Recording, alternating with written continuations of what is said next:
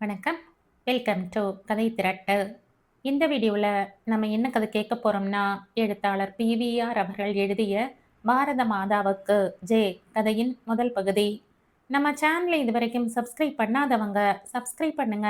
பக்கத்தில் இருக்கிற பெல் ஐகானை கிளிக் பண்ணி ஆல்ங்கிற ஆப்ஷனை ப்ரெஸ் பண்ணுங்க. ஸோ தட் நான் போடுற கதைகளை உடனுக்குடனே நீங்க கேட்கலாம். வாங்க கதைக்குள்ள போகலாம். 1991 அக்டோபர் 2 பிறந்தபோது கீர்த்தி ரயிலில் வந்து கொண்டிருந்தான். அவனுக்கு உறக்கம் போய்விட்டது. ஜன்னல் ஓரமாக உட்கார்ந்திருக்க குளிர்காற்று முகத்தில் அடிக்க அவன் தனக்குத்தானே சிரித்து கொண்டான். நடுநடுவே பொறுமினான், வேதனைப்பட்டான். பழைய நினைவுகளும் சமீபத்திய நிகழ்ச்சிகளும் மனம் எனும் குடத்தில் பொங்கி வழிந்தன. கீர்த்தி கரையில்லாத கதர் வேட்டியும் முழங்கால் வரை வளர்ந்த கதர் ஜிப்பாவுமாய் தலைமை செயலகத்தில் முதல் மந்திரியின் அறை முன் நின்று கொண்டிருந்தான். அவன் IAS தேர்வில் 2வது இடத்தில் வெற்றி பெற்ற போது தாத்தா குமாரகாந்தி தம்மிடமிருந்த ஒரு பழைய கை கடிகாரத்தை பரிசாக அளித்திருந்தார்.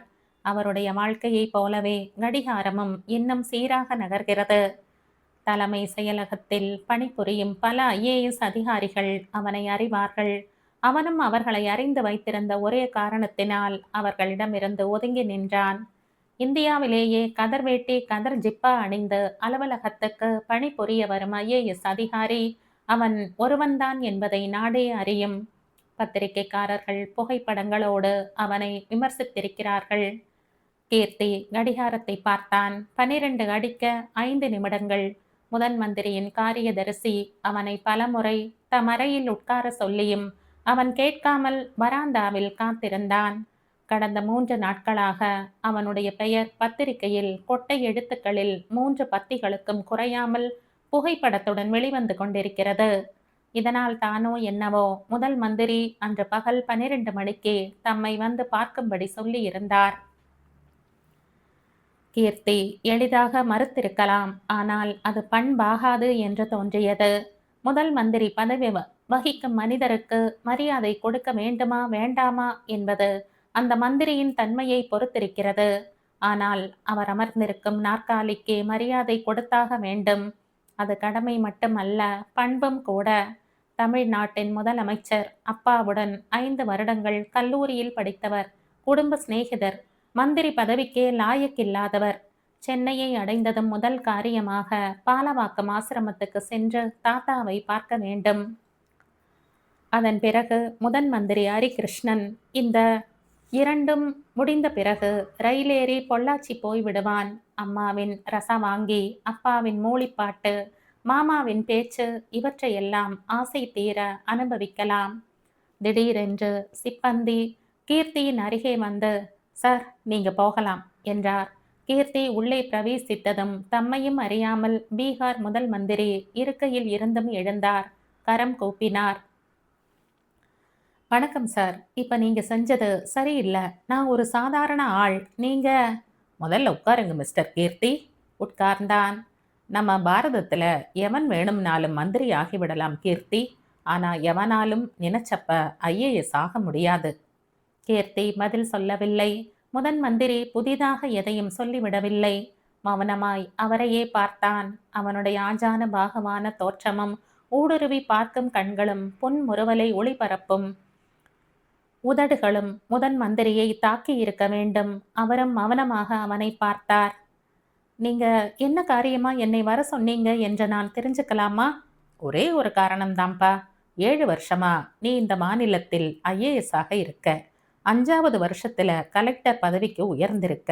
மக்கள் உன்னை விரும்புகிறார்கள். இதனால் என் ராஜினாமாவை வாபஸ் வாங்கிக்கணும்னு சொல்ல வர்றீங்களா? அதே தான்ப்பா கீர்த்தி.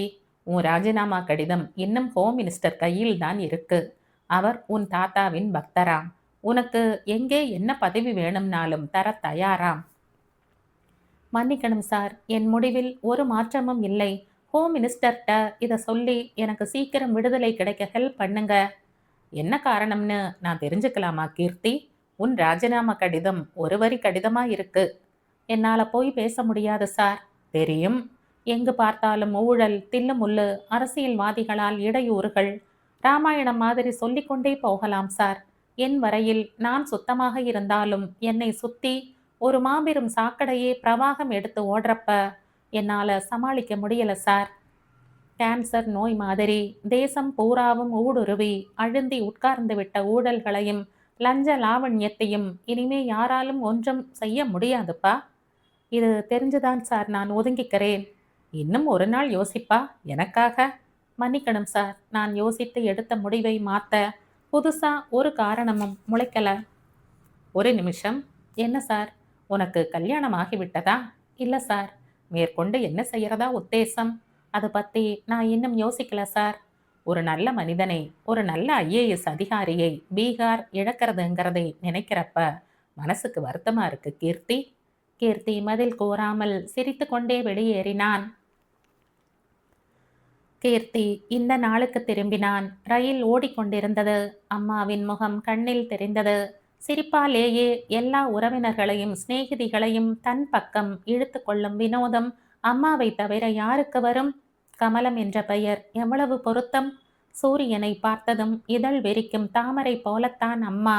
எல்லா இடங்களிலும் தெய்வம் இருக்க முடியாது என்றுதானே அது அம்மாவை படைத்திருக்கிறது. அந்த அம்மா அவனை பற்றித்தான் கவலைப்படுவாள். அவனுடைய ஐஏஎஸ் பதவியை பற்றி அல்ல. பீகாருக்கு போவதற்கு முன்னாலேயே சொன்னாள், எதுக்குடா கீர்த்தி என்ன விட்டு அவ்வளவு தூரம் போற? கண்ணு கெட்டிய தூரத்தில் இருந்தால் நினைச்சப்ப ஓடோடி வரலாமே என்று. அம்மாவை விட்டு அப்பாவுக்கு வந்தான். அவருடைய செக்க செவியில் என்ற மேனியும் நிமிர்ந்த பார்வையும் ஊஞ்சலில் சதா சர்வ காலமும் உட்கார்ந்து மூளிப்பாட்டு பாடும் அழகும் அப்பாவை தவிர யாரிடமும் இருக்க முடியாது. கீர்த்திக்கு ஒன்றே ஒன்றுதான் அப்பாவிடம் பிடிக்கவில்லை. எப்போதுமே பணத்தில் குறியாக இருக்கிறார். பிறர் பணத்துக்கு ஆசைப்படுகிற குணம் இல்லைதான்.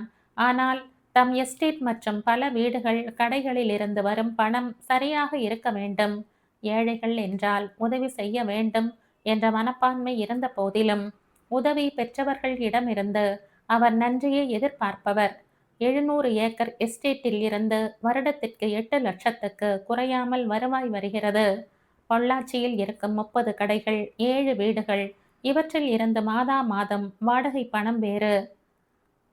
தேவைக்கு அதிகமாக பணம் வைத்திருக்கிறவன் திருடனுக்கு சமமாவான் என்று காந்தி சொன்னார். இந்த தத்துவப்படி அவருடைய தகப்பனார் அனந்தன் மாபெரும் திருடன். இந்தியாவில் இருக்கும் கோடிக்கணக்கான திருடர்களில் ஒருவர். ரயில் ஓடிக்கொண்டிருந்தது. 75 பேர் தூங்க வசதி உள்ள பெட்டியில் 30 பேர் கூட இல்லாதது ஒரு அதிசயம்தான். குரட்டை ஒலிகள் ரயிலின் இரைச்சலில் அடங்காமல் தனித்து ஒலித்து கீர்த்தியின் காதை அறைந்தது. மீண்டும் பழைய நினைவுகள். அகில இந்தியாவில் பிடெக் பரீட்சையில் முதல் இடத்தை பெற்று தேறியதும் தாத்தாவிடம் சென்றான். வாடா ராஜா. தாத்தா, இன்னமே நான் என்ன செய்யணும்னு நீங்க ஆசைப்படுறீங்க? நான் சொல்லிட்டா நீ அதன்படி கேட்டுடுவியாக்கும். சாரி. சரி, கேட்க மாட்டேன். இருந்தாலும் சொல்லுங்க. பிடெக் முதல் ரேங்க் 3 வழி இருக்கு. ஒவ்வொன்றா சொல்லுங்க. அமெரிக்காவில் மேல் படிப்பு முடியாது. காரணம்? இந்தியாவிலிருந்து அமெரிக்கா போறவங்க நாட்டையே மறந்துடுறாங்க தாத்தா. கிரீன் கார்டு கிடைச்சாச்சுன்னு குதிக்கிறாங்க. மாசம் $4000 சம்பளம், வீடு கார்னு ஆரவாரிக்கிறாங்க. ஒரு டாக்டரையோ இன்ஜினியரையோ உருவாக்க நம்ம தேசத்து வரி பணம் எவ்வளவு செலவாகிறதுன்னு நினைச்சு பார்க்கறது இல்ல. பணம் பணம் பணம் தாண்டா எல்லாம். புருஷன் மனைவி உறவு, அப்பா பிள்ளை பாசம், 2 சிநேகிதர்களுக்கிடையே இருக்கிற நட்பு எல்லாமே பணத்தின் அடிப்படையில தான் இருக்குடா கீர்த்தி. சரி, 2வது MBA படி. அதுக்குத்தானே இப்ப மவுசு. வேண்டாம் தாத்தா. ஏண்டா ராஜா? MBA பாஸ் பண்ணா எடுத்த எடுப்புல 10,000 15,000 கிடைக்கலாம் தாத்தா. ஆனா ஒரு கம்பெனியின் வளர்ச்சிக்காக உழைக்கிறதுல என்ன சுகம் இருக்கு? அப்போ ஊருக்கு போ, எஸ்டேட்டை நிர்வாகம் பண்ணு. அப்பாவே எப்பவாவது தான் போறார். தலைமுறை தலைமுறையா ஒரு நாயர் குடும்பம் நிர்வாகம் பண்ணிட்டு வர்றது நான் ஒரு இடைஞ்சல்னு அப்பா நினைப்பார். என்கிட்ட உபதேசம் வாங்க வந்திருக்கையே, உன் மனசுல எதுவும் உதிக்கலையா? உதிச்சிருக்கு தாத்தா. என்னது? 3 எழுத்து பதவி, IAS. ஒரு விதத்துல அதான் உனக்கும் சரியானதுடா ராஜா. எப்படி சொல்றீங்க? மேல மந்திரிகள், கீழே மக்கள். மக்களுக்கு நேரடியா சேவை செய்ய IAS பதவி ஒரு நல்ல வழி. ஆனா நீ ஒரு லட்சியத்தோட கொள்கையோட செயல்படணும். ICS போய் IAS வந்த சில வருஷங்களுக்கு நிறைய மதிப்பு இருந்தது இந்த பதவிக்கு. ஆனா இப்ப தரம் கெட்ட நிலைக்கு தாழ்ந்து விட்டது. ரொம்ப பேர் துஷ்பிரயோகம் செய்றாங்க. மந்திரிகள் பாடுற பாட்டுக்கு தாளம் போட ஆரம்பிச்சிட்டாங்க. இதெல்லாம் தெரிஞ்சுதான் தாத்தா ஐஏஎஸ்னு முடிவு செஞ்சிருக்கேன். ஒரு ஐஏஎஸ் எப்படி செயல்படணுங்கிறதுக்கு எடுத்துக்காட்டா இருப்பேன். பரீட்சையில நீ பாஸ் பண்ணிடுவேடா ராஜா. ஆனா இன்டர்வியூன்னு இருக்கே, அதுல என்னென்ன தில்லுமுல்லுகள் இருக்கோ அதையும் பார்க்கறேன் தாத்தா. இப்போது ரயிலில் பிரயாணம் செய்யும் போது தாத்தாவுடன் நடத்திய உரையாடலை நினைத்து தனக்குள் சிரித்து கொண்டான். மறுகணம் அந்த நாள் கண்முன் நின்றது. நேர்முகத் தேர்வு சென்னை மாநில கல்லூரியில் கல்லூரி தலைவர் அலுவலக அறையில் நடந்தது. தேர்வு செய்ய 5 பேர் அரை சந்திர வடிவத்தில் அமைக்கப்பட்ட நாற்காலிகளில் அமர்ந்திருந்தார்கள். கீர்த்தி அறையினுள் பிரவேசித்ததுமே அனைவர் முகங்களும் ஒரு கணம் உறைந்து நின்றன. 6 அடி மனிதன் ஒருவன் அகன்ற நெற்றியை சற்றே உயர்த்தி பொறுமையான கண்களால் பார்த்தவனாய் உதடுகளில் மெலிதாக புன்னகையை காட்டிய வண்ணம் நிதானமான நடையில் கதர் வேட்டியும் கதர் ஜிப்பாவுமாக முன்னேறி வருகிறான். எல்லோருக்கும் வணக்கம். Please take your seat. Keerthi உட்கார்ந்தான். இது என்ன ட்ரெஸ் மிஸ்டர் கீர்த்தி? நடுவில் உட்கார்ந்திருந்த குழுவின் தலைவர் கேட்டார். வேட்டி ஜிப்பா. கதர்? ஆமாம். கடையில் வாங்கியதா? ஆமாம். என்ன விலை? கொடுத்த நூலின் மதிப்பு? புரியலையே. தினசரி ராட்டினத்தில் நூல் நூற்கிறேன். ஒரு நாளுக்கு 1 மணி நேரம், 1 மாதம், ஒரு வேட்டி, ஒரு ஜிப்பா, ஒரு கைக்குட்டை கிடைக்கிறது.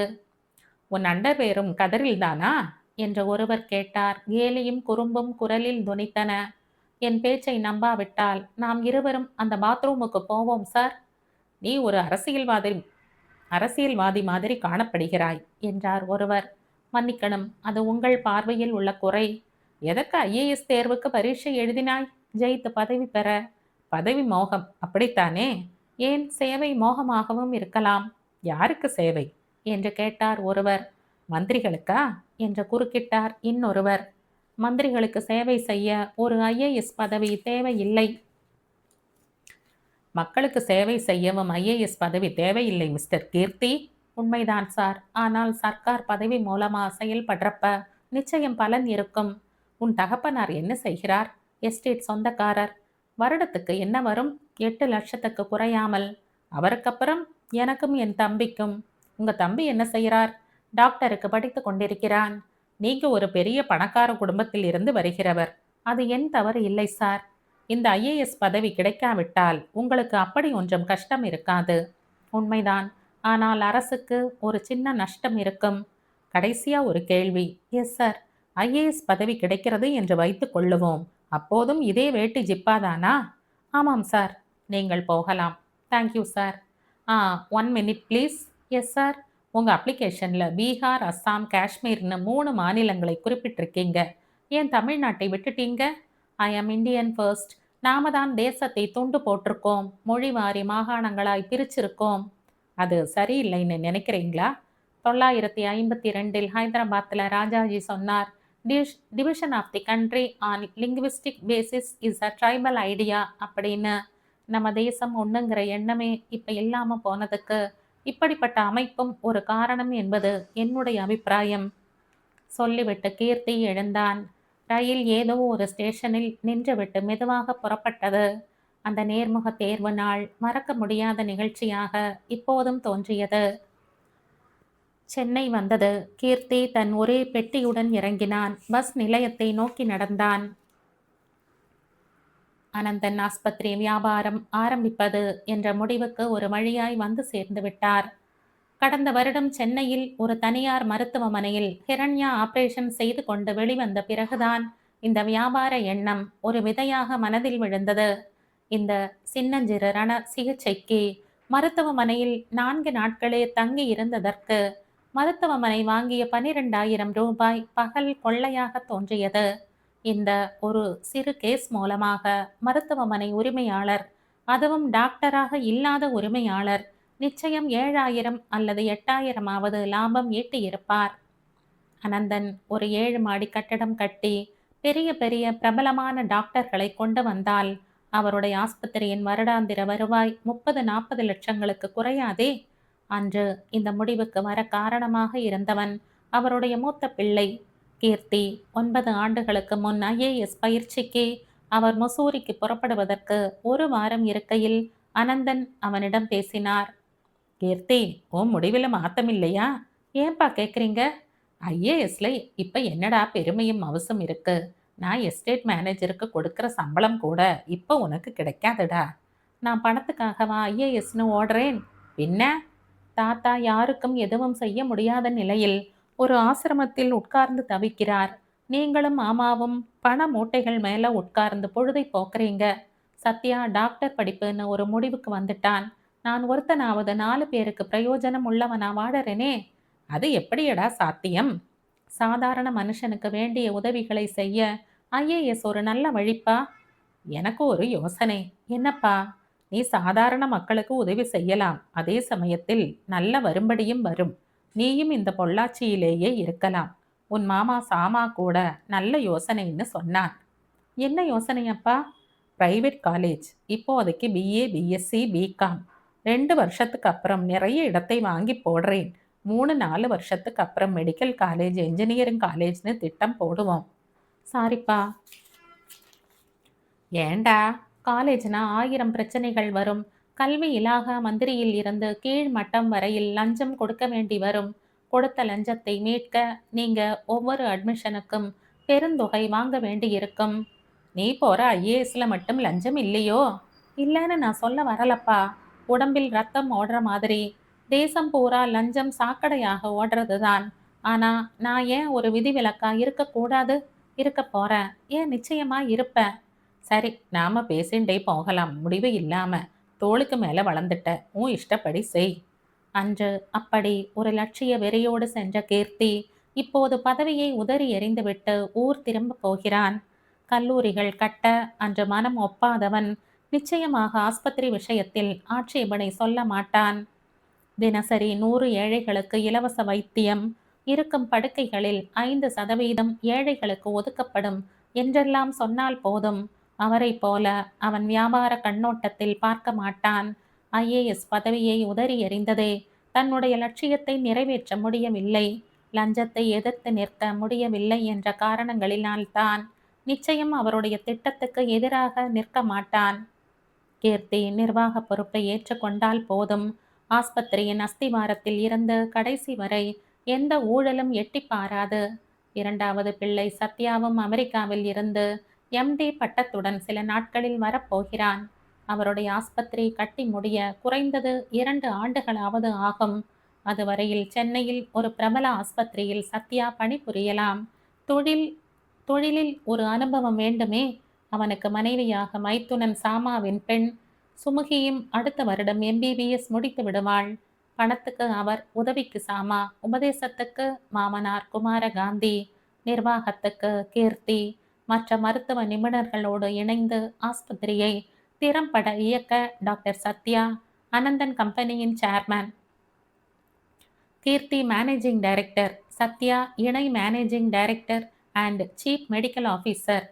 சிந்தனையை துண்டிக்க திடீரென்று டெலிஃபோன் மணி அழைத்தது. அனந்தம் பேசுகிறேன். யாரு? கீர்த்தியா? மெட்ராஸ்லேருந்து பேசுகிறையா? என்ன 2 நாளாச்சா வந்து? அம்மா அப்பா இல்லையா? சீக்கிரம் புறப்பட்டு வா. நீ ஐஏஎஸ்ஐ குப்பை கூடையில் போட்டது எனக்கு ரொம்ப சந்தோஷமாக இருக்குது. ஆனால் நீ பேப்பரில் இப்படி ஒரு அறிக்கை விட்டிருக்க வேண்டாம். எதுக்கு அரசியல்வாதிகளை பகைச்சிக்கணும்? சரி சரி, வச்சுடுறேன். ரிசீவரை வைத்துவிட்டு கமலம் கமலம் என்று ஆனந்தன் கத்தினார். நான் அந்த ஃபோனில் எல்லாத்தையும் கேட்டுண்டு தான் இருக்கேன் என்று சொல்லிக்கொண்டே கமலம் வந்தாள். பிறகு தோ அண்ணா வரார் என்றாள். அனந்தன் வாசற்பக்கம் பார்த்தார். கதர் வேட்டியும் ஜிப்பாவுமாக 6 அடி உயரம் காரணமாய் ஒல்லியாக தெரிந்த சாமா சிரித்த முகத்துடன் படியேறி வந்து கொண்டிருந்தார். வா சாமா, இப்பதான் கீர்த்தி ஃபோன் பண்ணான். ஹிண்டு எக்ஸ்பிரஸ் 2லையும் இன்னைக்கு அறிக்கை வெளியாக இருக்கு என்றான் சாமா. அனந்தன், கீர்த்திக்கு சாதுரியம் போராது. எங்க ஊழல் இல்லை. எங்க பிளாட்பாரத்தில் இருந்தவன் மந்திரியாகி சொத்து சேர்க்கல. இவன் யாரு இதையெல்லாம் சொல்ல? இவன் ஒருத்தன் சொல்லிட்டா அரசியல்வாதிகளும் மந்திரிகளும் ஆபீஸர்களும் மனசு திருந்தி தவம் செய்ய காட்டுக்கு போயிடுவாங்களா? கொடுக்க ஒருத்தன் இருந்தா நீட்ட 9 கை இருக்கத்தான் இருக்கும். நீட்ட ஒரு கை இருந்தா கொடுக்கவும் 9 கை நீளும். எல்லாருக்கும் காரியம் சட்டுப்புட்டுன்னு ஆகணும். அதுக்கு பணம் தான் வழி என்றார். சரியடா, அவனுக்கு ஏதோ தோணித்து. அறிக்கை விட்டிருக்கான். அவனை பாராட்டி பத்திரிக்கையும் 4 வரி எழுதியிருக்கு. கமலம், ஏன் சும்மா நிக்கிற? எனக்கு இன்னும் 3ஆம் காஃபி வரல. 9 அடிக்க போறது. 2 பேருக்கும் அரை டம்ளர் கொண்டா. அண்ணா, மன்னிக்கு, தலைவலி எப்படி இருக்கு? ஒத்த தலைவலியை ஒன்றும் பண்ண முடியாது. கமலம் கார்த்தால எழுந்ததும் குளியலை முடிச்சு சமையலையும் ஆரம்பிச்சா.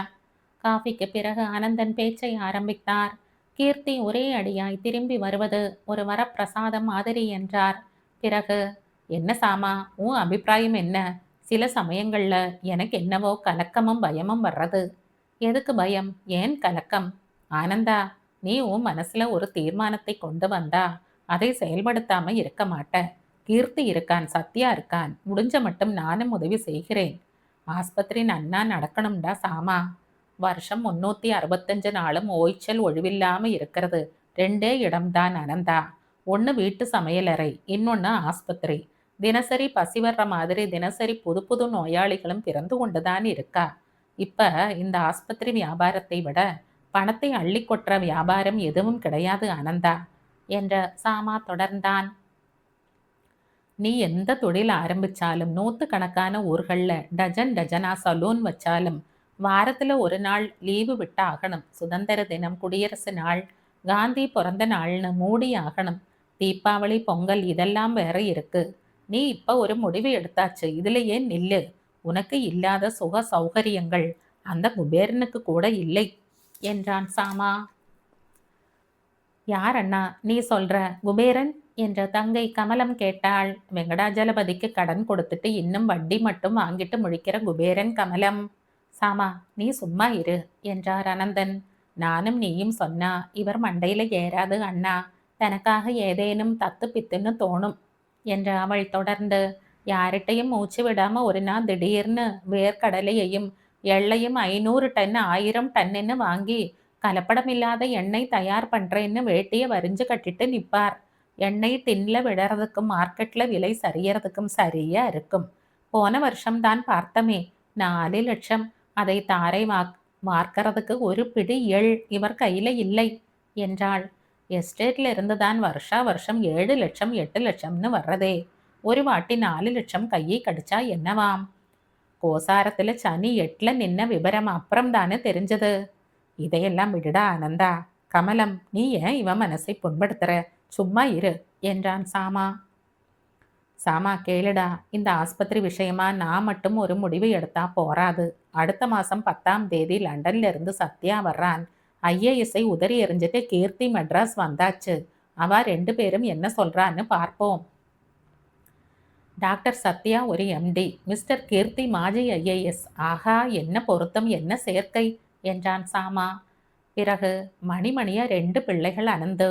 ஆஸ்பத்திரியை நிர்வாகம் பண்ண ஒரு மாஜி ஐஏஎஸ், அதை தொழில் முறையில் நடத்த ஒரு எம்டி என்ற சாமா தொடர்ந்து, ஓ ஆஸ்பத்திரி வியாபாரம் அமோகமா நடக்கும் அனந்தா, கவலைய விடு என்றான்.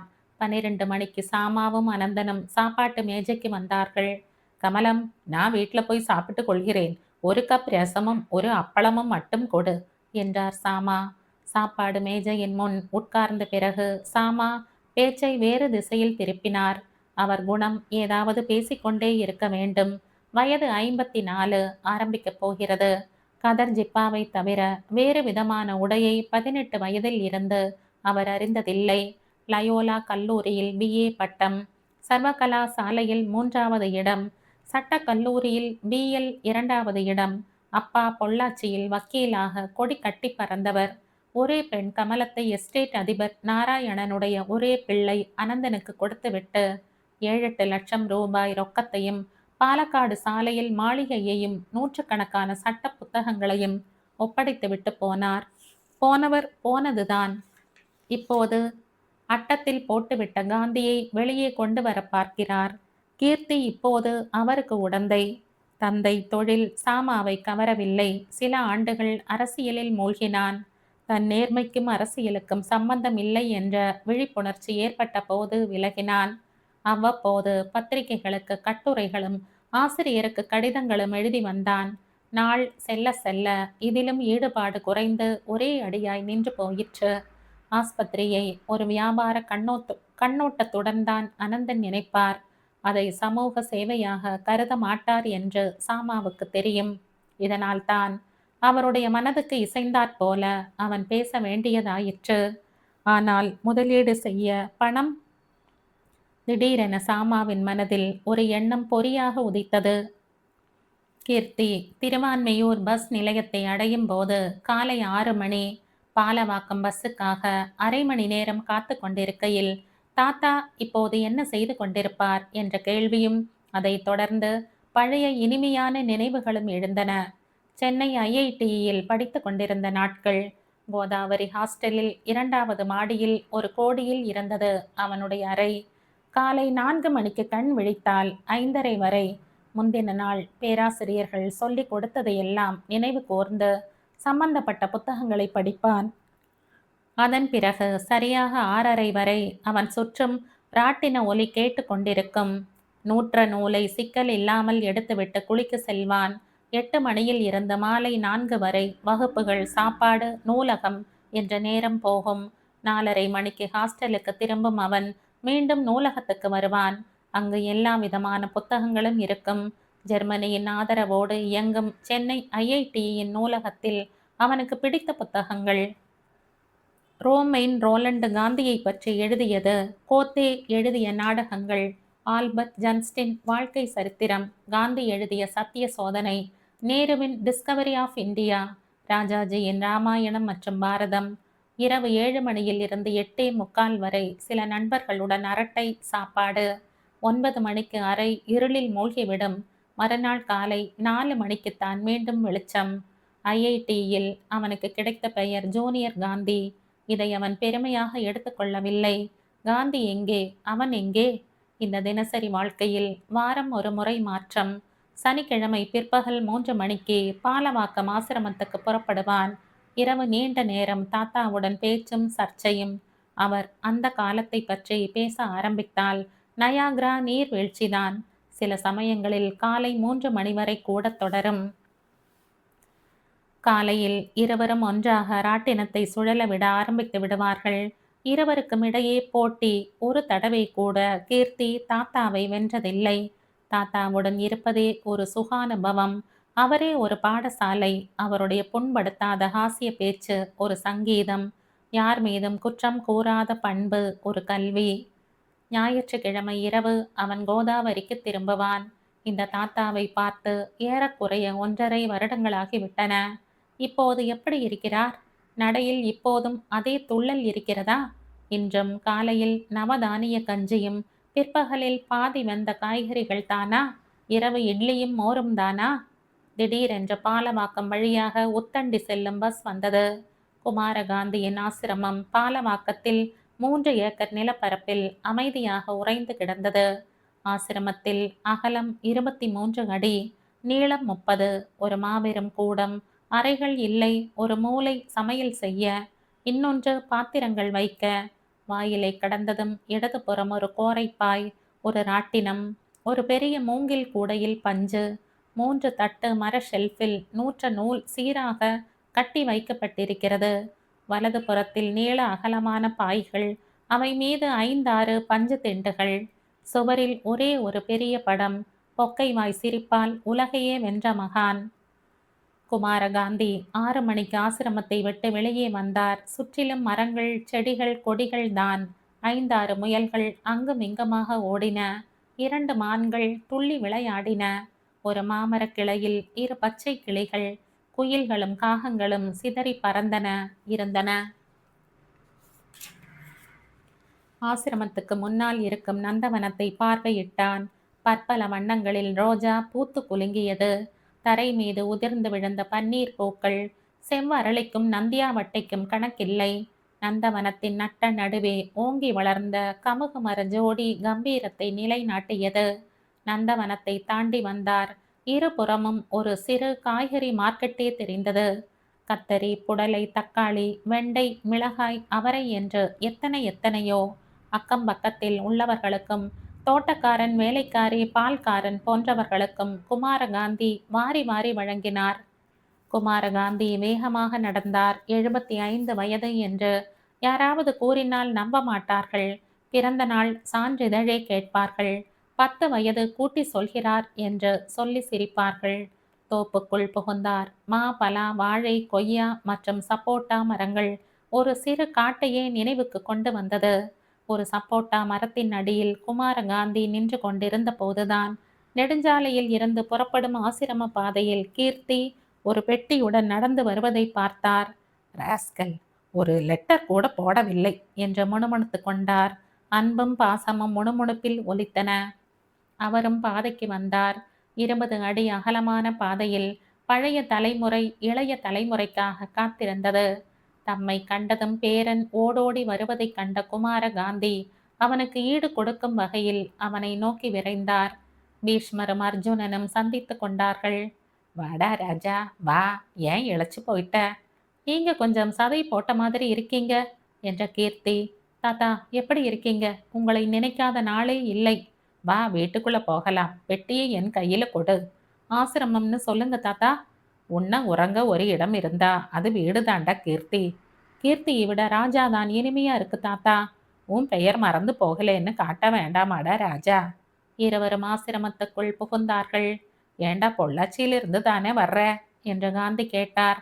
ஏன் தாத்தா, பாட்னாவிலிருந்து பொள்ளாச்சி போறதுன்னா மெட்ராஸ் வழியாகத்தானே போகணும்.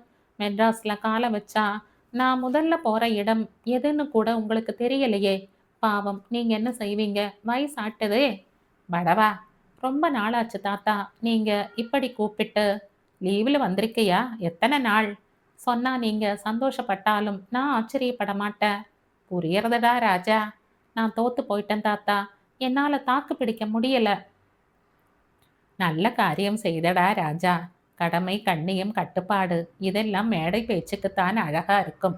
நடைமுறை வாழ்க்கையில, அதுவும் ஒரு பெரிய பதவி வகிக்கிறவனுடைய வாழ்க்கையில இதெல்லாம் செல்லா காசு தாண்டா. லட்சியத்தோடு போனேன் தாத்தா. ஆனா எல்லாருமே எனக்கு முரணா இருந்தாங்க. பொய்யும் மாய் மாலமும் முதலை கண்ணீரும் தான் தெரிஞ்சது தாத்தா. மதகு திறந்த உடனே வெள்ளம் பீரிட்டு வர மாதிரி லஞ்சமும் ஊழலும் பாஞ்சு வந்து மூழ்கடிக்கிறது தாத்தா. சுதந்திரம் கிடைக்கிறதுக்கு பல வருஷங்கள் முன்பாகவே ராஜாஜி ஜெயில இருக்கிறப்ப டைரியில எழுதி இருந்தாருடா. சுதந்திர இந்தியாவில் லஞ்ச லாவண்யம் தலை விரிச்சாடும்னு. பெரிய தீர்க்கதரிசி. பெர்னாட் ஷா கூட சொன்னார், ஒரு அயோக்கியன் கடைசியா போய் சேர்ற இடம் அரசியல்னு.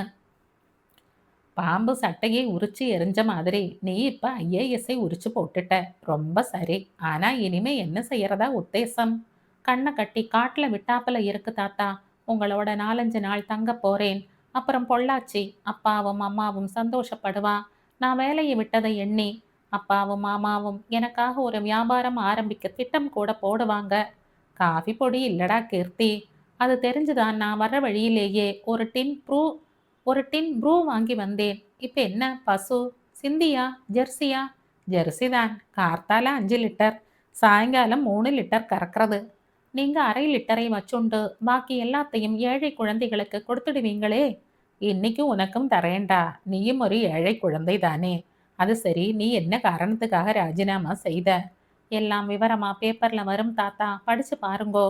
எப்போ? நாளை இல்லாம போனா நாள் அன்னைக்கு. 3ஆம் நாள் ஹிந்துவில் அறிக்கை பிரசுரமாகி இருந்தது. அன்று அதிகாலையிலேயே கீர்த்தி ஒரு நண்பனை பார்க்க சென்று விட்டான். குமாரகாந்தி பத்திரிகையை பிரித்தார். அறிக்கையை படித்தார். தேசத்தின் சீர்கேடுகளை ஒரு இளம் ஐஏஎஸ் அதிகாரி அம்பலப்படுத்துகிறார். தலைப்பே வெகு ஜோர். தொடர்ந்தார். 7 வருட ஐஏஎஸ் கடுங்காவலில் இருந்து வெளிவந்து விட்டேன். மனிதன் வெறும் ரொட்டியால் உயிர் வாழ்வதில்லை என்ற தத்துவத்தை புரிந்து செயலாற்ற சிறை அனுபவம் நன்றாகவே உதவி செய்தது. என் அனுபவங்கள் என்ன? நான் யாரிடம் யாருக்காக வேலை பார்க்கிறேன்? மக்களுக்கு தொண்டு புரிய மந்திரிகள், அவர்களுக்கு உதவி புரிய யோசனைகள் கூற என்னை போன்ற அரசு அதிகாரிகள். ஆனால் கண் கூடாக எதை பார்த்தேன்? இரட்டை முகங்களை, பொய் சிரிப்புகளை. அரசியல்வாதிகள், மந்திரிகள் மற்றும் அவர்களுக்கு தாளம் போட்டு பிழைக்கிற அரசு அதிகாரிகள் மக்களுக்கு என்று ஒரு துரும்பு கிள்ளி போடுவதில்லை. அரசியல் கட்சிகளின் ஒரே நோக்கம் ஆள்வதுதான். தேசிய வளர்ச்சி என்பதை யாருமே நினைத்து பார்ப்பதில்லை. மேடை முழக்கங்கள், கோஷங்கள் எல்லாமே நாடகங்கள். நாட்டை அழிக்கும் நாடகங்கள். சமூகத்தை மேம்படுத்த யாருக்கும் எந்த அக்கறையும் இல்லை. லஞ்ச லாவண்யம் எல்லா துறைகளிலும் ஊடுருவி விட்டது. எந்த காரியத்தையும் ஒரு சாமானிய மனிதனால் பணம் இல்லாமல் சாதிக்க முடியாத காலம் நம்மை விழுங்கிக் கொண்டிருக்கிறது. நான் ஒரு 10ஆம் வசூலி. ஐஏஎஸ் தேர்வுக்கு முன் நேர்முக பேட்டியில் ஒரு கேள்வி கேட்கப்பட்டது. இது என்ன ட்ரெஸ்? கதர் வேட்டி, கதர் ஜிப்பா? நீ அரசியல்வாதி போல காட்சியளிக்கிறாய். அது தங்கள் பார்வையின் குற்றம். உனக்கு ஐஏஎஸ் கொடுக்கவில்லை என்றால் அரசுக்கு நஷ்டம், என்னை சுற்றியுள்ள சமூகத்துக்கு லாபம். ஒரு சிறிய அணில் கூட ராமருக்கு உதவி செய்தது ஆடை தரிக்காமல். என்னை பேட்டி கண்டவர்கள் என்னை புரிந்து கொண்டார்கள், பதவியும் கொடுத்தார்கள். ஆனால் இதே கதர் வேட்டி ஜிப்பாவை மந்திரிகளும் மற்ற உயர் அதிகாரிகளும் ஆதரிக்கவில்லை. ஆபாசமாக இல்லாத வரையில் எந்த உடுப்புக்கும் ஆட்சேபனை இருக்க முடியாது என்பதை சட்டபூர்வமாக விளக்கி மகாத்மா வட்டமேஜை மகா நாட்டில் கலந்து கொள்ள லண்டனுக்கு சட்டை இல்லாமல் வேட்டி மட்டும் அணிந்துதான் சென்றார் என்றேன். பிற்படுத்தப்பட்ட வகுப்பு அதிகாரிகளே என்னை பிற்படுத்தினார்கள். காந்தி சிபாரிசு செய்த கதரை அல்லவா அவர்கள் பிற்படுத்தினார்கள். என் நேர்மை ஒரு செல்லா காசு என்பதை மந்திரிகளே உணர வைத்தார்கள். ஒரே ஆண்டில் 7 மாற்றங்கள். தளராமல் இயங்கினேன். சென்ற வாரம் ஒரு நல்லவரை, யோகியமானவரை கைது செய்து லாக்கப்பில் அடைக்க வேண்டும் என்று ஒரு மந்திரி தொலைபேசி மூலம் ஆணையிட்டார். நான் மறுத்துவிட்டேன். அந்த மனிதரை அவருடைய வீட்டில் சந்தித்தேன். துளசிதாஸ் ராமாயணம் படித்து கொண்டிருந்தார். விசாரித்தேன். மந்திரியின் மாப்பிள்ளையின் நிலமும் அவருடைய நிலமும் அருகருகே இருக்கிறதாம். அவர் நிலத்தை விற்றுவிட வேண்டுமாம். மறுத்தாராம். என்ன நீதி, என்ன நியாயம்? அலுத்துவிட்டது. ஐஏஎஸ் என்றால் ஐ எம் சேஃப் என்று ஏளனமாக கூறுவது உண்டு. கண்முன் திரை போட்டுக்கொண்டு பணி புரிபவர்களுக்கும் மந்திரிகளின் கார் கதவுகளை திறந்து விடுபவர்களுக்கும் இது பொருந்தலாம். ஆனால் என் வரையில் இல்லை. ஐஏஎஸ் என்னும் சிறைக்கு வெளியே இருந்து கொண்டு சமூகத்துக்கு ஒரு அணிலாக இருக்க முடியும் என்ற நம்பிக்கை இருக்கிறது. இந்த நம்பிக்கையுடன் வெளியே வருகிறேன். குமாரகாந்தி மீண்டும் பரவச நிலையை அடைந்தார். அனந்தனுடைய திட்டம் பற்றி பேச்சு தொடர்ந்தது. நான் கட்டப்போற ஆஸ்பத்திரி இது போல வேற ஒன்று இல்லைன்னு பேர் வாங்கணும்டா சாமா என்றார் அனந்தன். இதே பொள்ளாச்சியில தானே என்று கமலம் கேட்டாள். என்ன கமலம், நீ பைத்தியம் மாதிரி பேசுற. எந்த பெரிய டாக்டர் வெளியூர்ல இருந்து வருவான்? அனந்தன் மனசுல மெட்ராஸ் தான் நிற்கிறது இல்லையா அனந்தா? மெட்ராஸே தான். பணம் கொழிக்கணும்னா அதுதான் சரியான இடம். ஜிஹெச், ஸ்டான்லி மாதிரி உள்ள கவர்மெண்ட் ஆஸ்பத்திரி டாக்டர்கள், முக்கியமாக ஸ்பெஷலிஸ்ட்டுகள் கூப்பிட்ட குரலுக்கு வருவா. ரிட்டையர் ஆன மன்னாதி மன்னன்கள் எல்லாம் வேற இருக்கா. நீ உன் ஐடியாவை சொல்லிட்ட அனந்தா. ஆனால் முக்கியமாக 2 விஷயம் இருக்கு. ஒன்று பணம், இன்னொன்று இடம் என்றான் சாமா. அனந்தன் ஒரு சில வினாடிகள் மௌனமானார். பிறகு, மெட்ராஸில் நிலம் தீப்பிடிச்ச விலையா இருக்கு சாமா. நம்ம பாலகோபாலபுரம் நஞ்சுண்டராவ் தம் பிள்ளை வீடு கட்டுறதுக்காக சமீபத்தில் நிலம் வாங்கினாராம். ஒரு கிரவுண்டு என்ன விலை தெரியுமோ? 18 லட்சம். 60க்கு 40, 18 லட்சம். மெட்ராஸில் எங்கே? பெசன் நகரில், கலாஷேத்ரா காலனியில். 20-25 வருஷத்துக்கு முன்னாடி சிரிப்பா சிரிச்ச இடம் என்ற ஆனந்தன். ஏன் ஆஸ்பத்திரி மவுண்ட் ரோடு பக்கமாக இருக்கணும் சாமா என்றார். இப்பத்தைய நிலவரம் என்னவோ யார் கண்டார்கள்? குறைஞ்சது 30 லட்சமாவது இருக்கும். எவ்வளவு கிரவுண்டு தேவைப்படும்? நாமெல்லாம் இங்கே சென்ட் கணக்கில் பேசுகிறோம் சாமா. 5.5 சென்ட்டுனா ஒரு கிரவுண்டு. பெரிய 7 மாடி கட்டிடம்னா அதுக்கே குறைஞ்சது 20-25,000 சதுரடி தேவைப்படும். இது தவிர கெஸ்ட் ஹவுஸ், ரெஸ்ட் ஹவுஸ், கேன்டீன்னு எவ்வளவோ இருக்கு. கார்கள், ஆம்புலன்ஸ் வண்டிகள், டெம்போ வேன்கள் இதெல்லாம் நிற்கிறதுக்கும் இடம் வேண்டும் என்று அனந்தன் மனதிலேயே ஓரிரு நிமிடங்கள் கணக்கு போட்டுவிட்டு, நிச்சயமா 20 கிரவுண்ட், 48,000 சதுர அடி வேணும் சாமா என்றார். உன் எஸ்டேட் பூரா வித்தா அது நிலத்துக்குத்தான் காணும். மற்ற செலவுகள், கட்டிடங்கள், ஆபரேஷன் தியேட்டர், நவீனமான வைத்திய கருவிகள் இதெல்லாம் எப்படி சமாளிப்ப என்று சாமா கேட்டான். பல டெபாசிட்டுகள், ஷேர்கள் இதெல்லாம் கிட்டத்தட்ட 1 கோடிக்கு இருக்கு. பொள்ளாச்சியில் இருக்கிற கடைகளை எல்லாம் விற்றா ஒரு 60 லட்சம் தேரும். இதெல்லாம் கால் தூசுக்கு சமானம் அனந்தா என்ற சாமா தொடர்ந்து, நான் இப்போ ஒரு குண்டை தூக்கி போட போறேன் என்றான். என்ன குண்டு அண்ணா? அனந்தா, உன்னோட எஸ்டேட் ஒரு சின்ன நசுங்கல் கூட இல்லாமல் அப்படியே இருக்கும். டெபாசிட், ஷேர் எதையும் தொடக்கூட வேணாம். கடைகளில் இருந்து வாடகை வந்து கொண்டே இருக்கும். நீ என்ன சொல்ல வர்ற சாமா? ஒரு பிரச்சனையும் இல்லாமல் காரியத்தை முடிக்கிறேன். எப்படி சாமா? சொல்றேன். அதுக்கு முன்னாடி உன்னால 1-2 மாசத்துல 20-25 லட்சம் புரட்ட முடியுமான்னு சொல்லு. எதுக்குடா மாசக்கணக்கு? அடுத்த வாரமே தரேன். நிச்சயமா இந்த நிமிஷமே 5 லட்சத்துக்கு செக்கு தரேன். போதுமா? சாமா எழுந்தான். இன்னைக்கே மயில்சாமியை பார்க்கிறேன். நம்ம மயில்சாமியா? போல எலெக்ஷன்ல மண்ணை கவினானே அவனா? என்றாள் கமலம். அவன் மண்ணை கவினால் என்ன, கல்ல கடிச்சா என்ன கமலம்? அவன் ஒரு செல்வாக்கு உள்ள அரசியல்வாதி. ஆளும் கட்சி எதானா என்ன? அவனால செய்ய முடியாதது எதுவும் இல்லை. அந்த ராஸ்கல் நிலம் வாங்கி தருவான்னு சொல்ல வர்றியா என்று ஆனந்தன் கேட்டார். பிறகு ஏதோ ஒரு உணர்ச்சி வேகத்தில், வக்கீலுக்கு படிச்ச தொழிலை கோர்ட்ல காட்ட நீ ஒழுங்கா நிக்கல, எல்லா வேலையும் தெரியும்னு மார்த்தட்டிண்டு கதர் வேட்டியும் கதர் ஜிப்பாவுமா ஜொலிக்கிறையே, நீ அந்த காலத்துல சும்மா தானே இருந்திருக்கணும். நம்ம புள்ளை சத்யா பம்பரமா ஆடுறதை பார்த்துருக்கானாம். பம்பரம் ஆடுறதை பார்த்துருக்கானாம். நீச்சல் அடிக்கிறதை பார்த்துருக்கானாம். கிடுகிடுன்னு மரம் ஏறுறதை பார்த்துருக்கானாம். யாருக்கும் இல்லாத கை லாபகம் சத்யாவுக்கு இருக்காம். கை வேகத்துக்கு மேல மூளை வேகம் 10 மடங்கு அதிகமாம். ஒரு பெரிய டாக்டரா சிம்மாசனம் ஏறத்தான் அவன் அவதாரமே எடுத்திருக்கானாம். எனக்காவது மூளை வேண்டாம்? அது கழுதை மாதிரி சொரணை இல்லாம குப்பையை மேஞ்சுன்றிருந்தது. டாக்டருக்கு படிக்க வச்சேன். இப்ப அதனால தானோ என்னவோ இந்த ஆஸ்பத்திரி ஒரு பூதமா மனசுல நிக்கிறது என்றார். சாமா, நான் என்ன சொல்லிட்டேன்னு நீ உச்சஸ்தாயில ராகத்தை மாத்தாம விருத்தம் பாடுற அனந்தா? நீ சொல்ற ஆஸ்பத்திரி கட்டணம்னு, எனக்கும் அதுல ஆசை இருக்கு. நம்ம குழந்தைகள் வீட்டு வாசல்ல போர்டை மாட்டிக்கிட்டு சிவப்பு விளக்கையும் எரிய விட்டுண்டு யார் வர்றான்னு வாசலை பார்க்கப்படாது. எனக்கும் ஆஸ்பத்திரி ஆசைதான். அது மெட்ராஸ்ல தான் இருக்கணும்னு, அவ்வளவுதான்.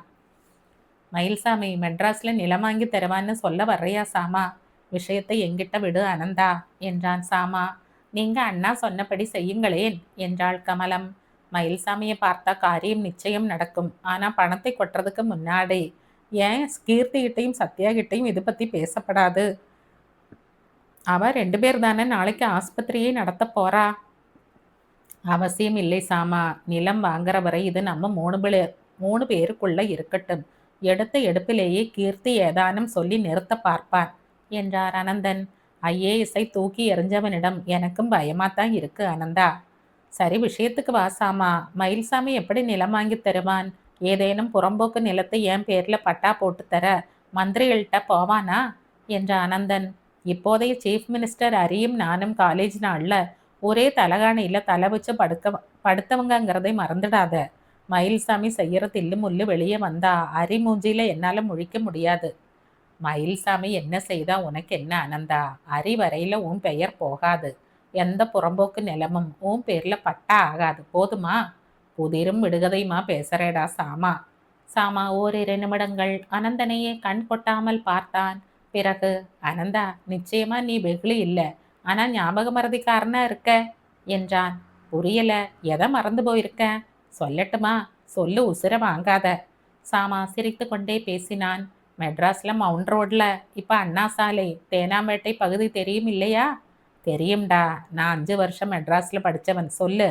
எல்டாம்ஸ் ரோடு முடிகிறது. வலது பக்கமா வடக்கே போனா AG office, Kamadhenu super market, இடதுபுறமா போனா நந்தனம் சைதாப்பேட்டை. தெரியும்டா சாமா. நேரா போனா டி நகர். விஷயத்துக்கு வா. நந்தனம் போற வழியில நட. 1/2 கிலோமீட்டர் கூட நடக்க வேண்டாம். அதுக்குள்ள உன் பிதிர அரிஞ்சுத நிலம் வந்துடும். வலது புறமா கிழக்கு பார்த்து இருக்கிற 50 கிரவுண்டு நிலம், 1,20,000 சதுர அடி, மேடும் பள்ளமுமாய் இருக்கிற நிலம். ஆனந்தன் திகைக்கவில்லை, மாறாக சிரித்தார். பிறகு, ஓ அத சொல்றியா? அது போனதுதான் சாமா. இப்ப பாவம் ஏழைகள் குடிசை போட்டு வாழறாங்க. தாத்தா மெட்ராஸ்ல யுத்த காலத்துல எவாக்குவேஷன் நடக்கிறப்ப ஒரு ஆந்திரா கட்சிக்காரன்ட்ட இருந்து வாங்கினார். அப்ப கேவலம் கிரவுண்டு 500 ரூபாய், 25,000 ரூபாய். இப்பவும் டாக்குமெண்ட் எங்கிட்ட இருக்கு. 2-3 ஜெராக்ஸ் எடுத்துத்தா. தந்தா இடம் கிடைச்சிடும். ஆஸ்பத்திரி அஸ்திவார விழாவுக்கு முதன் மந்திரியோ அவரால முடியலன்னா டெல்லி மந்திரிகள்ல ஒருத்தனோ தலைமை தாங்குவார். முடிஞ்சா என் அப்பாவையும் உசுப்பி விடுறேன். உன் அப்பா தானே? அவர் பாலவாக்கத்துல ஆசிரமத்துல நூல் நூத்துன்னு இருப்பார். இது தெரிஞ்சா அவர் காரியத்தையே கெடுத்துடுவார்.